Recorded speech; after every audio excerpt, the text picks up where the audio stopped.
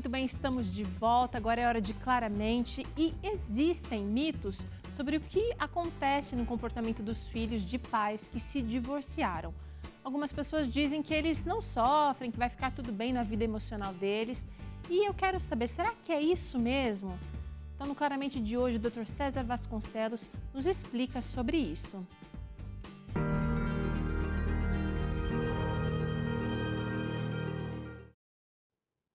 Olá, eu trago hoje e no próximo claramente para você algumas informações sobre o que fazer com o sofrimento dos filhos de pais que se divorciaram.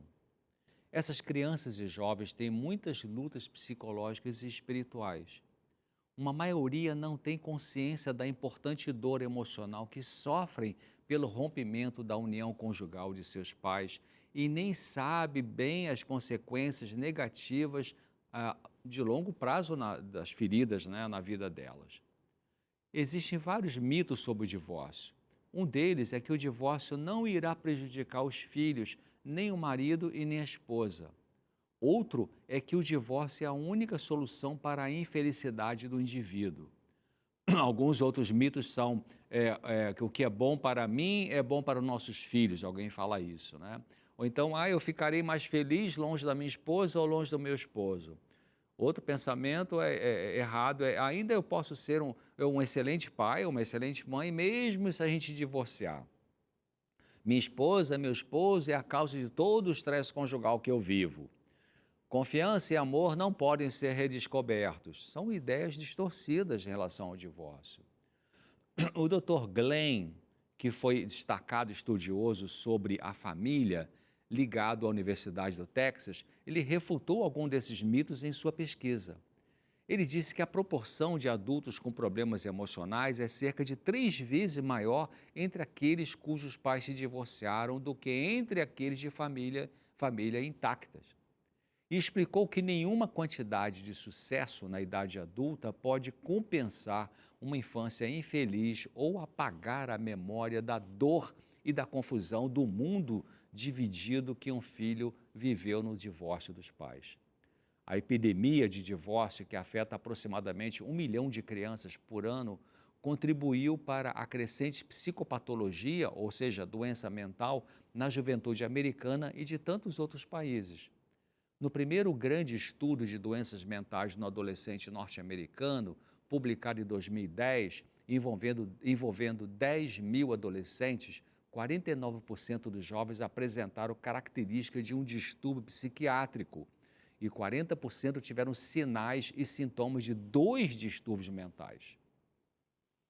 Brad Wilcox, sociólogo da Universidade de Virgínia, escreveu que as evidências sociais científicas sobre a conexão entre violência na juventude e lares desfeitos não poderiam ser mais claras.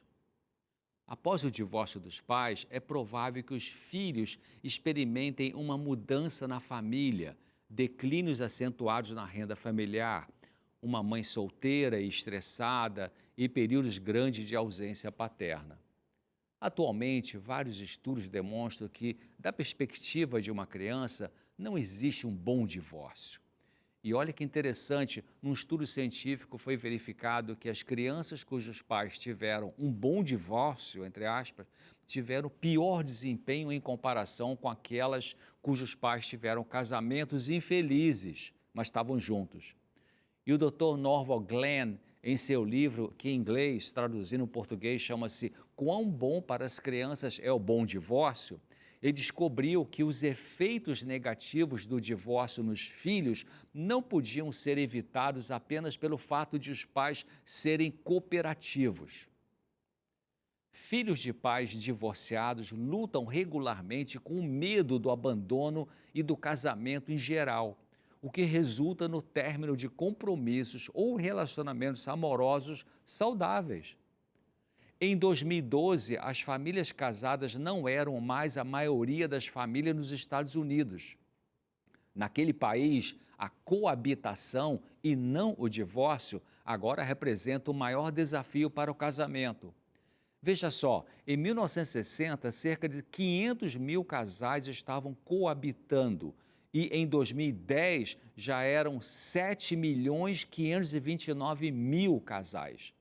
Mais de 60% dos casamentos são agora precedidos pela coabitação e mais de 40% das crianças passam algum tempo em uma casa que coabita. De fato, 21% das crianças nascem nessas uniões instáveis. Como os convívios de coabitação são muito menos estáveis que os casamentos, a grande maioria das crianças nascidas de casais coabitantes, infelizmente, verá seus pais se separarem quando completarem 15 anos de idade.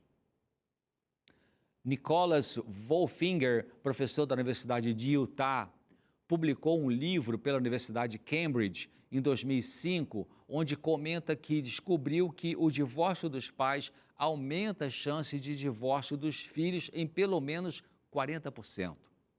Quando marido e mulher vêm de famílias divorciadas, as chances de divórcio são de pelo menos 200% maiores.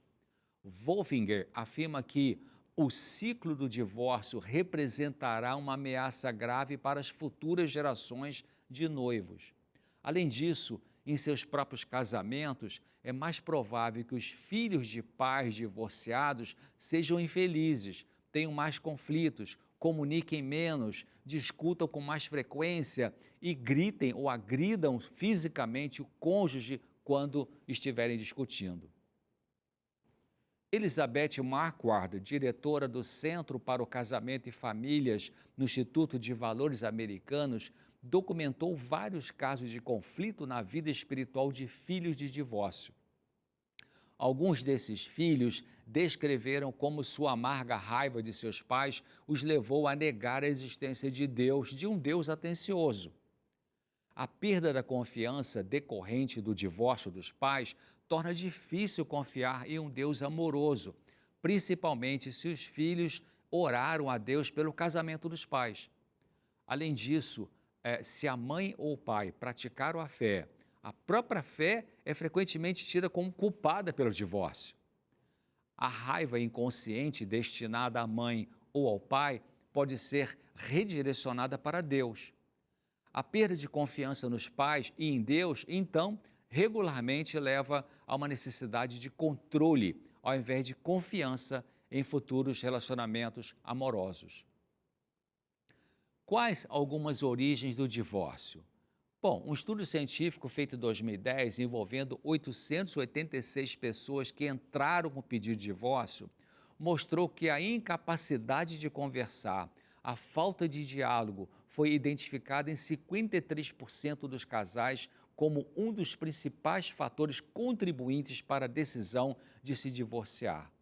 Os outros fatores contribuintes para o divórcio foram um cônjuge se afastar do outro e viver uma vida mais isolada, sendo que no estudo científico verificou-se que isso aconteceu em 55% dos casais. E outra causa de divórcio foi a falta de atenção e também a infidelidade, que envolveu 34% dos casais.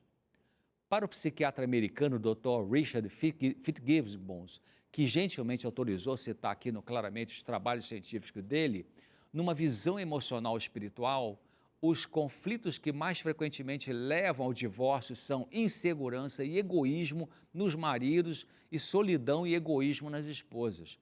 Muitos cônjuges inconscientemente repetem importantes fraquezas quanto ao doar a si mesmo na vida conjugal que eles próprios copiaram dos pais.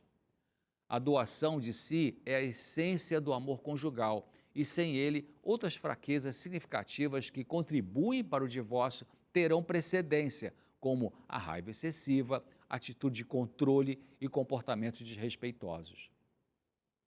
A duplicação da taxa de divórcio entre 1960 e 1980 foi atribuída às consequências da revolução contraceptiva, ou seja, o uso de medicação anticoncepcional.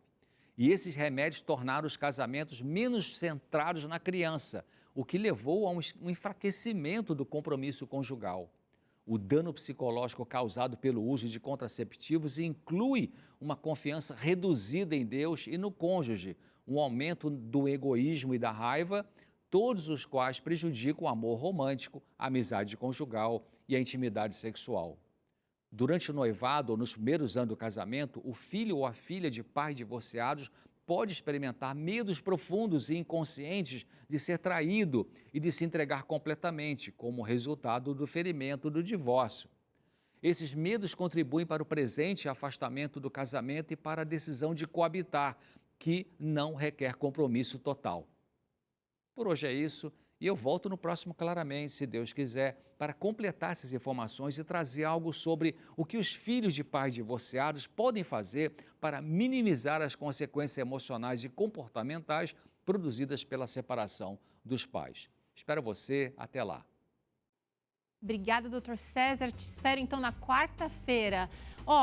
A gente segue aqui com Vida e Saúde, mas depois do intervalo só você vai acompanhar essa receita maravilhosa de creme de abóbora, beterraba e cenoura, super saudável. Gostou, né? Então não sai daí não que a gente já volta.